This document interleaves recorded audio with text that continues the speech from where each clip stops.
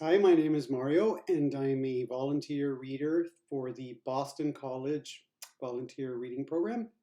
And today we have a book called When Charlie McButton Lost Power.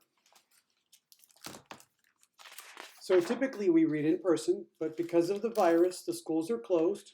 So we're doing some online readings. Hope you enjoy. And this is by Suzanne Collins and Mike Lester.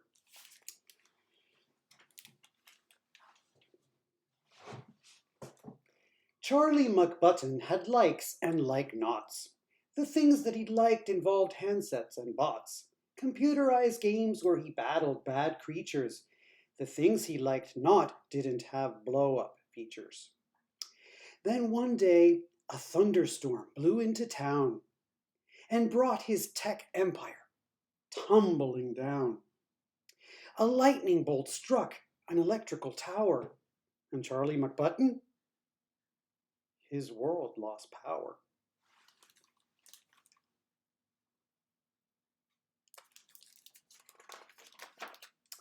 He looked left, he looked right, and his heart filled with dread.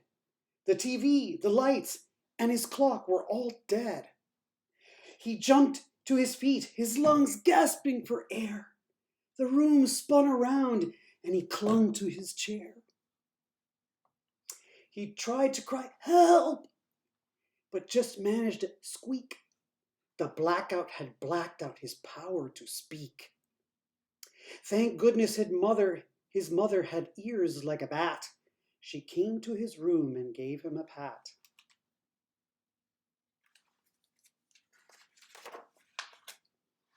"Oh, Charlie," she said, picking up on his fears, "the lights will come back when the bad weather clears.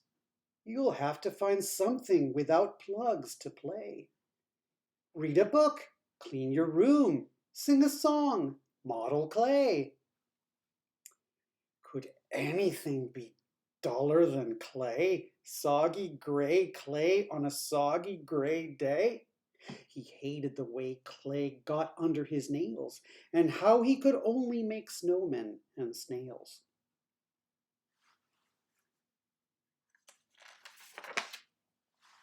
He dove for a gadget he'd outgrown last spring. It was handheld, outdated, not much of a thing, but he clutched the old toy like a lifeline that day. See, it ran on one battery, the size AAA. He flicked the on-off switch to on double quick, but no happy humming sound followed the click. He unlatched a hatch and his blood turned to ice. The battery is gone from my backup device.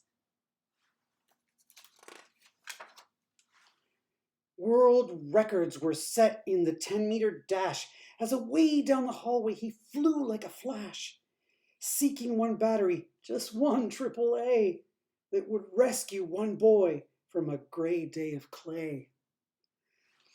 But when his search nearly drove him insane, he ran past the bedroom of Isabel Jane. His 3-year-old sister was happily walking a doll back and forth, and the doll, it was talking.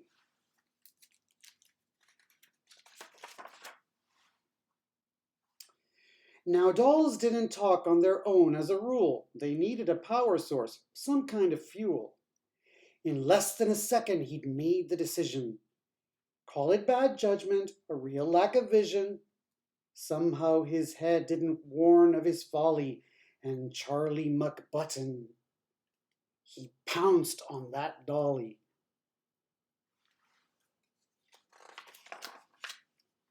He plucked out his prize through the baby doll's dress, and Isabel Jane made a sound of distress. It was just a short walk to the foot of the stair where resided the McButton timeout time chair. To add to the fun of his term in his seat, Isabel Jane came to play at his feet. And Isabel Jane, the battery queen, had more AAAs than he'd ever seen. They powered her puppies, they powered her clocks. They powered her talkative alphabet blocks. Assaulted by non-stop mechanical chatter, Charlie McButton got madder and madder. He snapped at his sis from his time-out time zone. Sorry, let's take that again. How come you can't ever just leave me alone?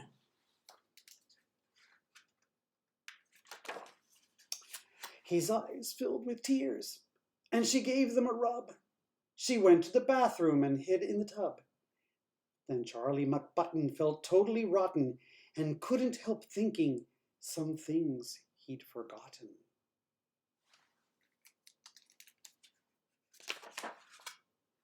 Mainly he thought that for sisters that toddle, Isabel Jane was a pretty good model.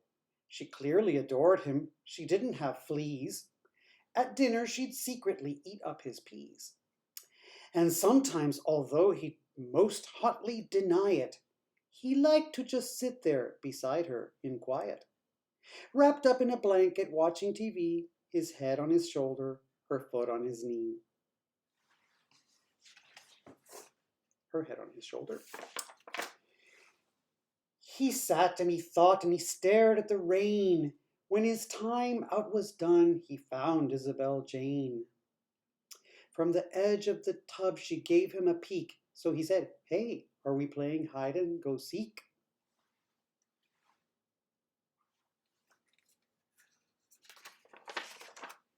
She was happy at once and ran into the hall, as she loved playing hide and go seek most of all. They took turns being it, and counting to 10, they hid in the plants and the guinea pig pen. And when he found Isabel Jane in her quilt, they decided a big blanket fort should be built. Then the gloom made him think about dragons and spells. So Charlie became the great wizard McSmells. And Isabel Jane, who desired a role, magically changed to his faithful old troll. Between tracking down dragons and brewing up lizards and handling the day-to-day business of wizards, like forging his faithful old troll a new sword, Charlie McButton forgot to be bored.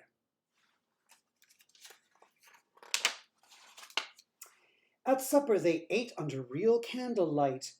The daytime had melted right into the night. And after they'd all been asleep for an hour, the world came alive with a big surprise. The world came alive with a big surge of power. "Oh, it's finally back," Charlie thought with a grin. "Tomorrow I'll wake up and I can plug in." But another thought hit him he couldn't explain. I might also find dragons with Isabel Jane. Hope you enjoyed that.